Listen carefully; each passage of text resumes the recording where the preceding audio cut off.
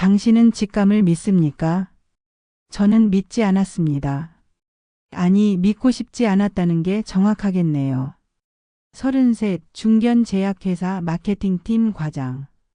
연봉은 괜찮지만 서울에 집 한 채 마련하기엔 턱없이 부족한 그런 평범한 직장인이었습니다. 부모님은 지방 소도시에서 작은 슈퍼를 운영하셨고 저는 그분들께 효도는커녕 명절 용돈도 제대로 못 드리는 게 늘 미안했죠. 그러던 어느 날 소개팅 앱에서 그녀를 만났습니다. 이름은 서연. 프로필부터 심상치 않았습니다. 단정한 정장 차림에 의사 가운을 걸친 모습. 경력란엔 서울대병원 레지던트 수료, 현 강남구 피부과 전문의라는 문구가 선명했어요. 첫 만남에서 그녀는 제 이야기를 끝까지 들어주었고 부모님의 자영업 고생담에 진심으로 공감했습니다. 자신도 장학금으로 의대를 나왔다며 시골 출신이라 그 마음을 너무 잘 안다고 했죠. 완벽했습니다. 학벌, 직업, 집안 이해도 심지어 외모까지. 그런데 신기한 건 그녀가 저에게 먼저 호감을 표현했다는 점이었어요. 스펙 좋은 남자들은 많이 만났지만 다들 겉만 번지르르 했다며 제가 진짜 성실하고 따뜻하다고 말했습니다. 세 번째 만남 때 그녀는 자신의 병원 이야기를 꺼냈습니다. 선배 원장과 공동 운영 중인데 그분이 은퇴 준비 중이라 자신이 지분을 인수할 계획이라고 했어요. 강남 한복판에 자기 병원이 생기는 거라며 들뜬 목소리로 설명했습니다. 단 문제는 자금이었죠. 지분 인수에 3억, 인테리어 리뉴얼에 1억. 본인 예금과 대출을 합치면 딱 맞는데 좀 빠듯하다고 했습니다. 교제 6개월 차 그녀는 부모님을 뵙고 싶다고 했습니다. 저는 솔직히 망설였어요. 작은 슈퍼, 좁은 빌라, 시골 사투리. 그녀 같은 사람이 실망하지 않을까 걱정했죠. 하지만 서연은 달랐습니다. 부모님 댁에 도착하자마자 슈퍼지니어를 도왔고 어머니 음식을 2그릇이나 먹었습니다. 아버지의 오래된 농담에 배꼽 잡고 웃는 모습은 진심처럼 보였어요. 돌아오는 차 안에서 어머니가 전화하셨습니다. 그 친구 참 좋은데 근데 눈빛이 좀 너무 반짝반짝하다고 하셨어요.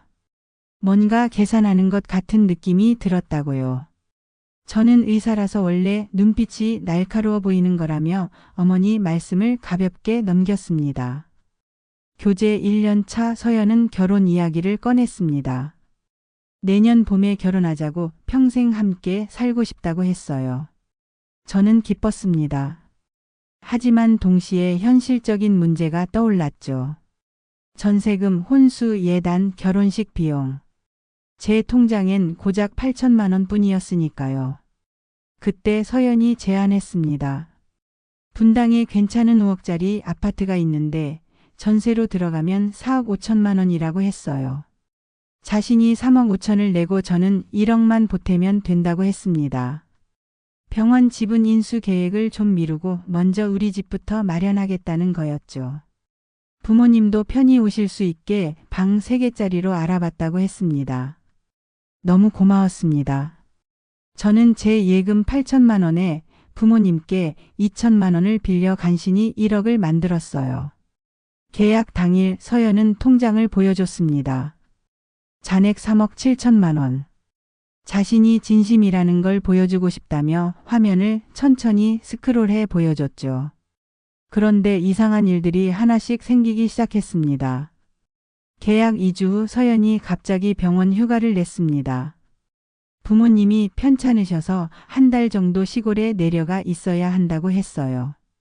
아버지가 당뇨 합병증이 심해져서 걱정된다고 했습니다. 그 한 달 동안 통화도 거의 안 됐어요. 문자로만 정신없다는 답변만 왔죠. 한 달 뒤 그녀가 돌아왔을 때 뭔가 달랐습니다. 얼굴은 밝았는데 몸에서 새 가방 냄새, 새 옷 냄새가 났어요. 명품 브랜드였습니다. 제가 물어보니 부모님이 건강회복 기념으로 사주셨다고 했어요. 아버지 상태도 많이 좋아지셨다고 했죠. 결혼 준비를 하면서 저는 자연스레 제 친한 후배 민수를 소개했습니다. 민수는 제 회사 재무팀에서 일하는 신입 때부터 챙겨준 동생 같은 친구였어요. 서연과 민수는 금세 친해졌습니다. 민수는 형수님 센스가 좋다며 칭찬했고 서연은 민수가 재밌다며 회사 이야기를 더 해달라고 했죠. 저는 흐뭇했습니다. 제 사람들이 서로 잘 지내는 게 좋았으니까요.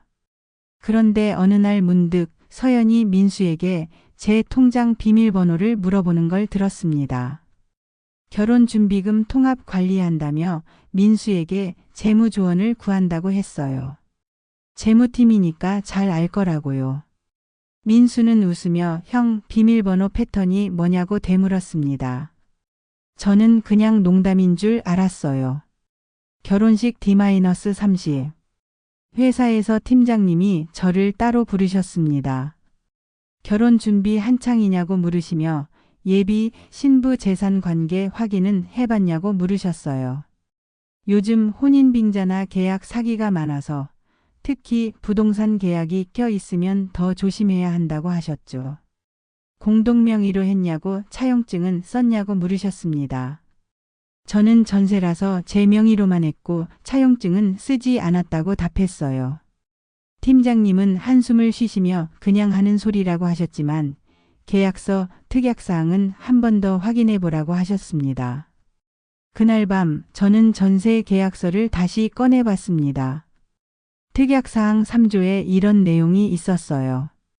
임차인이 계약해지 시 중개수수료 및 위약금 2천만 원은 임차인이 전액 부담한다. 이상했어요. 보통 전세 계약의 위약금이 이렇게 높진 않거든요. 문득 찜찜한 마음에 부동산에 전화했습니다. 이 특약 조항을 누가 넣었냐고 물었더니 신부 측에서 요청했다고 했어요. 본인이 돈을 많이 내니까 혹시 모를 상황에 대비한다고 했다더군요. 가슴이 철렁했습니다. 결혼식 D-7. 이사를 앞두고 저희는 새 아파트에 스마트홈 시스템을 설치했습니다. 서연이 원했어요. 요즘 다들 한다며 현관문 열고 닫힌 거 확인되고 CCTV도 연동된다고 했죠. 설치 기사님이 앱 사용법을 알려주며 출입 기록이 다 남는다고 설명했습니다. 저는 장난삼아 로그를 확인해 봤습니다. 그런데 2025년 9월 28일 14시 32분 현관문 열림 서연. 2025년 9월 28일 14시 35분 현관문 열림 미등록 사용자.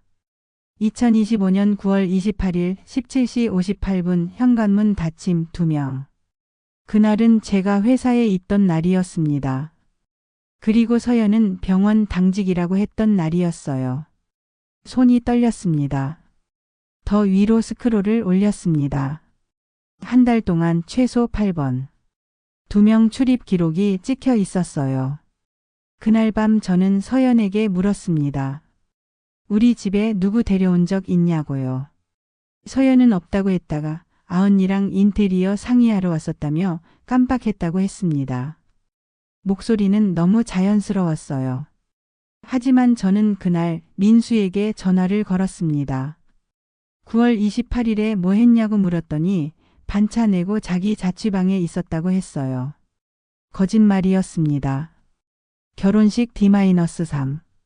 저는 더 이상 참을 수 없었습니다. 스마트홈 시스템엔 CCTV 연동 기능이 있었어요. 현관 앞 거실 카메라. 저는 9월 28일 오후 2시 32분 영상을 재생했습니다. 화면이 떴습니다. 현관문이 열리고 서연이 들어왔습니다. 3분 뒤 민수가 들어왔어요. 둘은 소파에 앉아 와인을 따랐습니다. 그리고 서연이 말했습니다. 오빠 진짜 순진해. 계약서 특약 조항도 모르고 도장 찍더라. 민수가 웃으며 물었습니다. 진짜 결혼까지 할 거냐고요. 서연은 고개를 저었습니다. 당연히 아니라고요. 결혼식 2주 전에 파혼하면 위약금 2천에 전세금 1억은 자기가 가져가는 거고 제 부모님한테 받은 2천까지 합치면 총 1억 2천이라고 했어요. 반반 나눠 갖자고 했습니다. 민수가 들킬까봐 무섭지 않냐고 묻자 서연은 제가 사람 보는 눈이 없다고 했어요. 3년 동안 완벽한 여자 연기를 했으니 마지막까지 믿을 거라고요. 민수가 또 물었습니다. 병원 지분 인수 얘기는 진짜냐고요. 서연이 다시 웃었습니다. 그것도 거짓말이라고요. 레지던트도 끝 못한 계약직이었고 병원 이름만 빌려 쓴 거라고 했습니다. 영상이 끝났습니다. 저는 소파에 주저앉았습니다. 그날 저는 결정했습니다.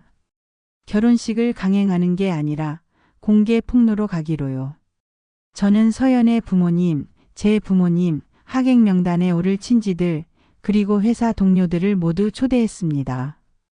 결혼식이 아니라 중요한 발표회라는 명목으로요. 꼭 참석해달라고 부탁했습니다. 결혼식 예정일 당일 150명이 모인 웨딩홀. 저는 단상에 올라갔습니다. 원래 오늘은 제 결혼식이었지만 중요한 진실을 알려드리기 위해 이 자리를 마련했다고 말했어요. 객석이 술렁였습니다. 서연의 얼굴이 하얗게 변했죠. 저는 천천히 설명했습니다. 서연과 3년을 연애했고 5억짜리 전세 계약에 3억 5천을 넣어주셨다는 약혼녀에 대해, 그리고 7년간 믿고 의지했던 회사 후배 민수에 대해. 민수는 도망치려 했지만 입구에 미리 요청해둔 지인들이 막았습니다. 이제 영상 하나를 보여드리겠다고 말했습니다. 대형 스크린에 9월 28일 영상이 재생되었습니다. 정적이 흘렀습니다. 와인 따르는 소리. 서연의 목소리. 오빠 진짜 순진해. 객석에서 비명이 터져 나왔습니다. 영상이 끝나자 저는 침착하게 말을 이었습니다. 서연이 저를 3년간 속였다고, 병원 경력도 지분 인수 계획도 부모님 병안도 모두 거짓이었다고 말했어요. 민수는 제 통장 비밀번호까지 알고 있었다고, 재무팀이니까 제 돈을 빼돌릴 생각도 했을 거라고 말했습니다. 민수는 고개를 숙였습니다. 저는 2가지를 발표했습니다. 첫째, 혼인빙자 사기 및 사문서 위조 혐의로 경찰 고소를 진행했다고요. 둘째, 전세계약의 특약 조항은 법적 효력이 없다는 변호사 검토를 받았고 전액 환불 및 손해배상 청구 소송을 제기했다고 말했습니다. 서연이 소리쳤습니다. 이게 무슨 짓이냐고, 자기가 돈 다 냈다고요. 저는 차갑게 답했습니다. 그녀 통장에 3억 7천만 원을 추적했더니 부모님 계좌에서 이틀 전에 입금된 빌린 돈이었다고요. 연출이었고 이미 그 돈은 부모님 계좌로 다시 돌아갔다고 말했습니다. 객석에서 박수가 터져 나왔습니다. 그로부터 3개월 후 서연은 혼인빙자 사기 혐의로 집행유예를 선고받았습니다. 민수는 회사 징계위원회에서 해고 처분을 받았어요. 저는 전세금 1억을 돌려받았고 손해배상으로 3천만 원을 추가로 받았습니다. 그 돈으로 부모님께 2천만 원을 돌려드렸고 나머지는 제가 7년 전부터 후원해온 지역 아동센터에 기부했습니다. 발표회 당일 객석에 앉아 계셨던 한 분이 제게 명함을 주셨습니다. 법무법인 대표였는데 저 같은 사람이 고문팀에 필요하다고 하셨어요. 그분은 제가 다니던 회사의 경쟁사 대표였고 저는 이직 제안을 수락했습니다. 연봉은 30% 올랐어요. 지금 저는 작은 오피스텔에 살고 있습니다. 5억짜리 아파트는 아니지만 제 힘으로 마련한 공간입니다. 가끔 어머니가 전화하십니다. 그때 엄마 말 들었어야 한다고 말씀하세요. 저는 이제 눈빛 좀 볼 줄 알게 됐다고 답합니다. 직감을 믿냐고요? 이젠 믿습니다. 하지만 더 중요한 건 증거를 확보하는 일이더군요. 당신도 혹시 너무 완벽한 사람을 만나셨나요? 그렇다면 한 번쯤 의심해 보세요. 그리고 기록을 남기세요. 진실은 언젠가 반드시 드러나니까요.